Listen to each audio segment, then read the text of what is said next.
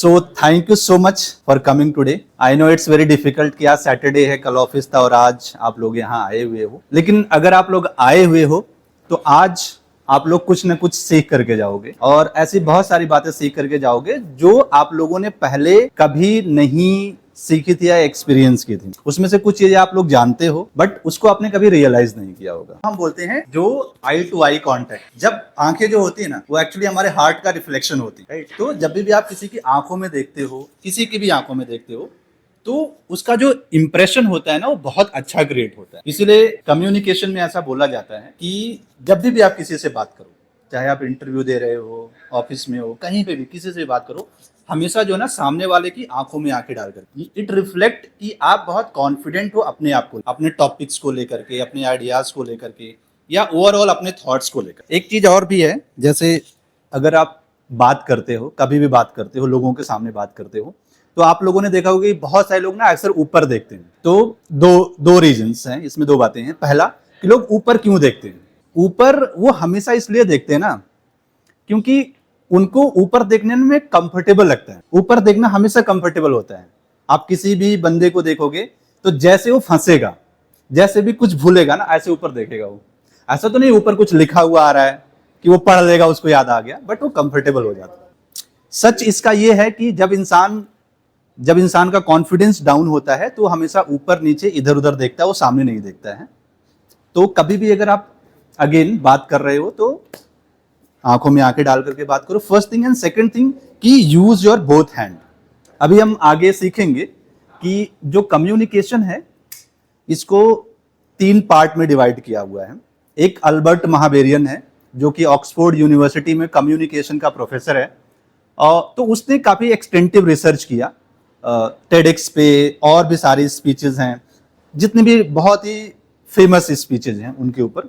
तो उसने एक रूल बनाया कि उसने कम्युनिकेशन को 3 पार्ट में डिवाइड किया। पहला पार्ट है जिसको हम बॉडी लैंग्वेज बोलते हैं। तो उसने ये बोला कि जो बॉडी लैंग्वेज होता है वो 55% होता है। जो हमारी बॉडी लैंग्वेज है वो सबसे ज्यादा इंपॉर्टेंट रोल प्ले करती है। तो जैसे आप जेब में हाथ डाल लेते हो या फिर पैर ऐसे ऐसे होने लगते हैं ना, आपने नोटिस किया होगा लोग ऐसे ऐसे करते हैं, तो वो ये कहता है कि यू अवॉइड ऑल दैट।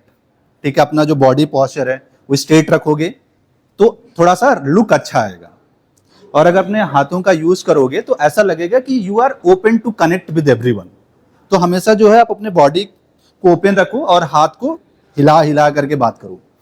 और उन्होंने एक चीज और नोटिस किया, जितनी भी टेडेक्स की स्पीचेस हैं उसमें ऐसी वीडियोस जिसमें उन्होंने बॉडी लैंग्वेज बहुत यूज किया है, मतलब यहां तक हो गया कि वो लोग पास पास में जाकर के बात कर रहे हैं कि आपको क्या लग रहा है, कैसा महसूस कर रहे हो। तो ये जो कनेक्शन था ना वो ज्यादा वायरल हुई है, रादर देन कि जो बंदा यहाँ पे आया और यहाँ पे खड़ा हुआ। उनका एक सर्कल होता है, राइट, रेड कलर का, किसी ने अगर टेडेक्स देखा होगा तो वहां पे खड़ा हुआ 17-18 मिनट का टाइम होता है, वहां पे खड़ा होकर के बोल के चला गया। तो वो वायरल नहीं हुई, उनके कंटेंट अच्छे थे बट वायरल नहीं हुआ। तो हमारा जो बॉडी लैंग्वेज है उसका रोल बहुत इंपॉर्टेंट होता है। सेकंड उसने जो डिकोड किया वो है हमारी जो वॉइस एंड टोनैलिटी है। ये हमारा 38% रोल प्ले करता है, 38%। अमिताभ बच्चन को रिजेक्ट किया गया था आवाज की वजह से, और बाद में अमिताभ बच्चन को रिकॉग्नाइज भी इसलिए किया गया था कि उसकी आवाज बहुत अच्छी थी। देवी और सज्जनों, कौन बनेगा करोड़पति, जितनी भी सारी चीजें थी सब उसकी आवाज पे चली एक टाइम के बाद। तो आपकी जो आवाज है ना वो बहुत मैटर करती है। और आवाज को ना, जैसे एक होता है मोनोटोनस वॉइस, कि सिंपल आप इस लैंग्वेज में बात कर रहे हो कि हाय एवरीवन, मेरा नाम सिराज अहमद है, मैं यहाँ से आया हूँ, मैंने ये किया है, मैं यूपी का हूँ। एक ये आवाज हो गई। एक हो गई कि hi everyone, my name is Siraj Ahmed and I am from UP. I am graduate from Delhi university and right now I am working in a US corporation in IT industry. Basically I am a software tester. तो अगर आप इस तरह से introduction देते हो तो काफी डिफरेंस हो जाता है। और ये डिफरेंस कहां पे आया कि आपकी जो वॉइस है आपने उसके साथ प्ले किया है। दूसरी चीज ये है कि अगर आपको लगता है कि आपको कॉन्फिडेंट प्रेजेंट करना है अपने आप को, राइट, कहीं पे भी किसी के सामने, तो आपकी जो वॉइस है, मान लो ये आपकी बेसिक वॉइस है, ठीक है, तो अगर आप बेसिक वॉइस से नीचे जाओगे तो आपका जो लो कॉन्फिडेंस अपने आप फील हो जाएगा, लोगों को पता चल जाएगा। क्योंकि हमारा जो माइंड है या माइंड के सेंसर्स हैं दे आर सुपर एक्टिव। वो ऐसे इंस्टेंटली आपको पहचान लेते हैं कि ये बंदा जो है कैसा है, ऐसे करके 2-3 सेकंड, दैट्स इट। तो अगर आपकी लो है तो पता चल जाएगी, बराबर में थोड़ा सा प्रॉब्लम होगा। तो अगर आप कॉन्फिडेंटली अपने आप को प्रिडिक्ट करना चाहते हैं या प्रेजेंट करना चाहते हैं तो आप एक नोट हमेशा ऊपर बोलो। यहां पे अगर आपकी ये बेसिक है तो यहां पे बोलो आप। जब आप बेसिक से ऊपर थोड़ा सा जाओगे तो आदमी सोचेगा कि यार इस बंदे के अंदर दम है। एक काइंड ऑफ टिप्स है जो आप लोग यूज कर सकते हो। और तीसरी चीज उसने जो नोटिस किया, जो हमारा कंटेंट है वो है 7%। हम अक्सर ये सोचते रहते हैं मैं क्या बोलूंगा, क्या बोलूं, क्या बोलूं, क्या बोलूं, मैं ये बोलूंगा, ऐसे बात करूंगा, ये चीज पढ़ दूंगा। बट एक्चुअली इसके according it does not matter. What matter is how you are presenting it.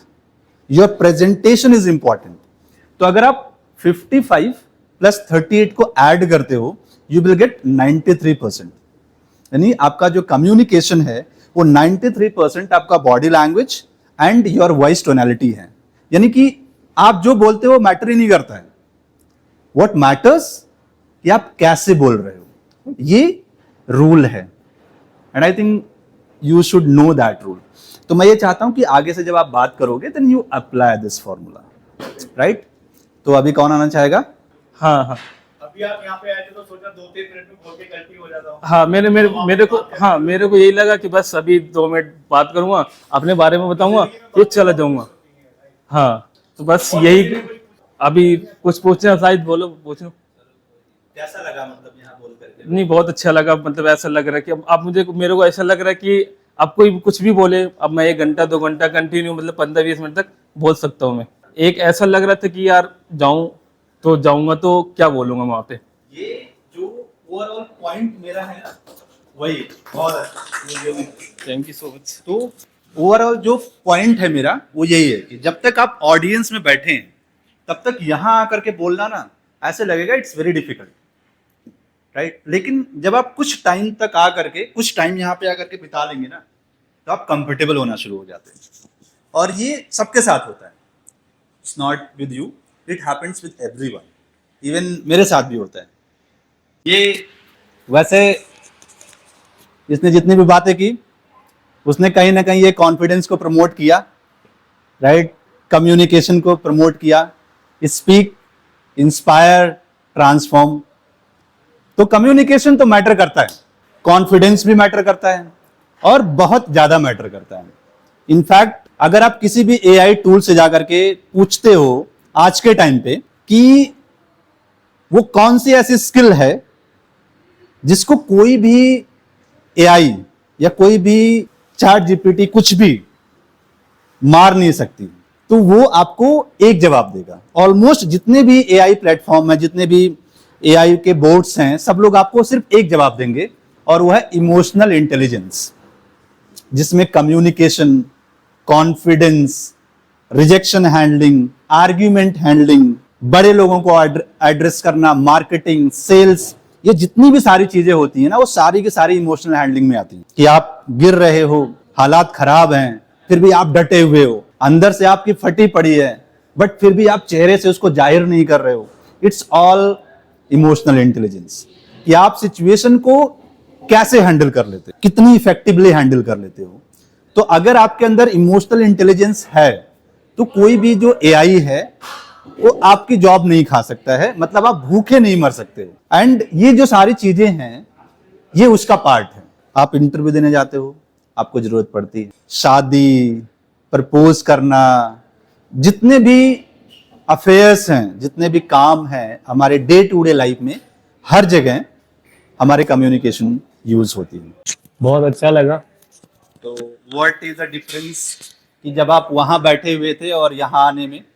तो अगर हम पब्लिक स्पीकिंग की बात करें तो पब्लिक स्पीकिंग में आप चाहे सिंगिंग करते हो, म्यूजिशियन हो, कुछ भी करते हो। और पब्लिक स्पीकिंग का मतलब ये नहीं होता है कि आप जो है 500 लोगों को या फिर 50 लोगों को या 10 लोगों को एड्रेस कर रहे हो तो वही पब्लिक स्पीकिंग है। आप 1 to 1 को भी पब्लिक स्पीकिंग मान सकते हो, 1 to 2, 1 to 3, 1 to 10 को भी पब्लिक स्पीकिंग ही कंसिडर किया जाता है। तो उसमें जो 3 चीजें हैं वो बहुत इंपॉर्टेंट होती हैं। पहला हमारा है जिसको हम ओपनिंग बोलते हैं, कि आप ओपन कैसे कर रहे हो। जैसे फॉर एग्जांपल अभी उमर ने शुरू किया था, तो उसने बोला था कि मैं अपनी कहानी बताने से पहले आप लोगों के साथ कुछ और शेयर करना चाहता हूँ। मध्य प्रदेश में एक गांव है, तो he started in a interesting way, कि कुछ इंटरेस्टिंग बताओ। उसी तरह से जो ओपनिंग होना चाहिए आपका, वो बहुत जबरदस्त होना चाहिए, और इसके पीछे कारण है। जैसे मान लो कि आप स्टेज पे गए हो, तो स्टेज पे जब आप जाते हो तो जितने भी लोग बैठे हुए होते हैं आपके सामने, उसमें से कुछ लोग फ़ोन पे होते हैं, कुछ लोग पड़ोस में बात कर रहे होते हैं, कितने लोगों का दिमाग घर पे होता है, कुछ लोगों का दिमाग काम पे होता है। तो टेक्निकली सिर्फ 10-15% लोग ऐसे होते हैं जो एक्टिवली आपको सुन रहे होते हैं। इन दैट मोमेंट आपका जो पहला टास्क होता है वो होता है कि सबका जो अटेंशन है वो आपको अपनी तरफ लाना है। You have to bring their attention towards you. उसके लिए आपका जो ओपनिंग है वो बहुत ज़बरदस्त होना चाहिए। अगला जो 30 सेकंड होता है वो बहुत इंपॉर्टेंट होता है, क्योंकि हमारा जो अटेंशन ग्रैपिंग स्पैन है वो तो बहुत तेज़ी से डिक्रीज हो रहा है। और अगर आपने 10-15 सेकंड के अंदर उनको कुछ ऐसा नहीं बताया जो कि उनको लगे वाओ ये बहुत अच्छा है, इसको मुझे सुनना चाहिए, ये इंटरेस्टिंग है, तो आप उनको खो दोगे। आप जो है 100% इंगेजमेंट तो किसी का नहीं होता है, बट अगर आपका ओपनिंग इंटरेस्टिंग है तो आप उनका अटेंशन अपनी तरफ कर सकते हो। अब अटेंशन अपनी तरफ लाने के 3 तरीके हैं जिसको लोग यूज करते हैं। कोई भी जो पब्लिक स्पीकर है वो वही 3 चीजें यूज करता है, जिसमें सबसे पहला है कि आप उनके साथ कुछ वियर टाइप का, अमेजिंग, अनएक्सपेक्टेड, जो कभी नहीं जानते हैं वो डेटा शेयर करो। कुछ क्वेश्चन पूछो, कुछ बताओ ऐसे। लाइक फॉर एग्जाम्पल, अगर मैं आप लोगों से क्वेश्चन करता हूं कि आप लोगों को पता है कि कितने प्रतिशत लोग ऐसे हैं जो अंडर कॉन्फिडेंट हैं, आप बताओ कितने प्रतिशत लोग हैं। दीपक भाई आप बताओ। हाँ, वर्ल्ड वाइड डेटा में कितने प्रतिशत लोग ऐसे होंगे जो कॉन्फिडेंट हैं, कितने परसेंट अंडर कॉन्फिडेंट हैं?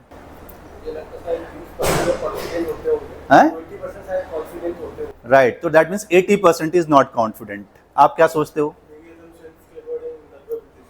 आप 80, 90, 50-50, 80-20 का है। ग्रेट।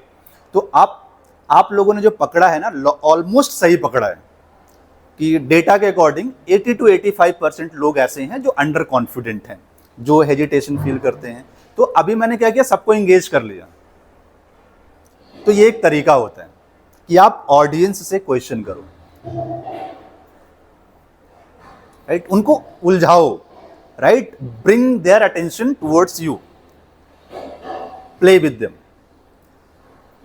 दूसरा तरीका ये होता है कि आप में भी अपना जो शेरो शायरी के साथ शुरू कर सकते हो, कि आप आए एंड यू स्टार्टेड सिंगिंग, कह दूं तुम्हें या ना कहूं, कुछ भी गा सकते हो, तो लगेगा अरे ये क्या हो गया, राइट। तीसरा तरीका है just make them to do something. मतलब अगर आपसे बोलूं कि भाई सब लोग खड़े हो जाओ, आपने देखा होगा अक्सर जो है वीडियोस में, या फिर कभी किसी ने देखा होगा, कोई सेमिनार वगैरह अटेंड करोगे तो जो पहले स्पीकर आएगा ना वो कुछ न कुछ करवा लेगा आपको। खड़े हो जाओ, एक दूसरे से हैंडशेक करो, ठीक है, अपने आगे पीछे हाय हेलो बोलो। Like he will make you to do something so that कि आप जो है प्रेजेंट मोमेंट में आ जाओ। ये ट्रिक होती है। तो अब जो है जब आप खड़े हो गए, उसने बोला okay let's do some jumping exercise, सब लोग कूदने लगे, फिर हाँफने लगे, फिर बैठ गए, सब प्रेजेंट मोमेंट में आ गए। आप चाहे जहां भी थे but you will come in the present moment. तो जो भी स्पीकर आपसे ये एक्टिविटी करवा रहा है तो समझ लो कि वो आपका अटेंशन अपनी तरफ लाना चाहता है। पॉडकास्ट में अगर आप देखोगे तो जो इंपॉर्टेंट बातें होती पहले वो 30 सेकंड तक चलती है, सबका ऐसे चल रहा है। ट्रेलर आता है, वीडियो जैसे कोई मूवी रिलीज होती है तो ट्रेलर आता है 30 सेकंड का, टीजर आता है, फिर ट्रेलर आता है। क्यों? क्योंकि वो जो हाइलाइट्स थे वो दिखाने के लिए कि भाई ये मूवी है, इसको देखने जाओ। ये होता है अटेंशन ग्रैब करने के लिए। तो पहला जो आपका ओपनिंग है ये बहुत इंपॉर्टेंट होता है, आपको ओपनिंग करना सीखना पड़ेगा। वो आना भी चाहिए। दूसरा जो है वो है कि जो आपका कंटेंट है उसमें क्या है कि लोगों को जो डेटा होता है ना, फैक्ट्स जो होता है वो याद नहीं रहता है। याद क्या रहता है? स्टोरीज। मैं कॉन्फिडेंस के बारे में इतना क्यों बात करता हूं, कम्युनिकेशन के ऊपर बात करता हूं, क्यों बात करता हूं?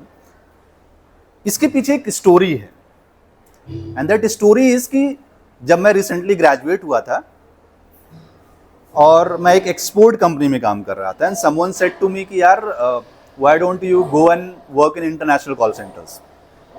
2008-9 की बात है। तो उस समय जो इंटरनेशनल कॉल सेंटर थे वो थोड़ा सैलरी ज़्यादा देते थे। नॉर्मली अगर आपको 5-7 हज़ार मिलते थे तो वो लोग 15-20,000 पे कर रहे थे। तो मैं भी दूसरे दिन रिज्यूम बना करके HCL में इंटरव्यू देने चला गया। जब मैं HCL में इंटरव्यू देने गया तो रिसेप्शन पे बहुत भीड़ लगी हुई थी और HR आई, वो 5 से 6 लोगों को साथ में लेकर के कैबिन के अंदर गए। उनका जो प्रोसेस था इंटरव्यू का, HCL का, it was very simple and straight forward. पहला राउंड सिर्फ इतना था कि आपको एक पेपर मिलता, पेपर में सर्टेन वर्ड्स लिखे हुए थे, you have to pronounce those words correctly, and वो आपसे कुछ पूछती and you have to answer that. पहला राउंड ओवर हो जाता था।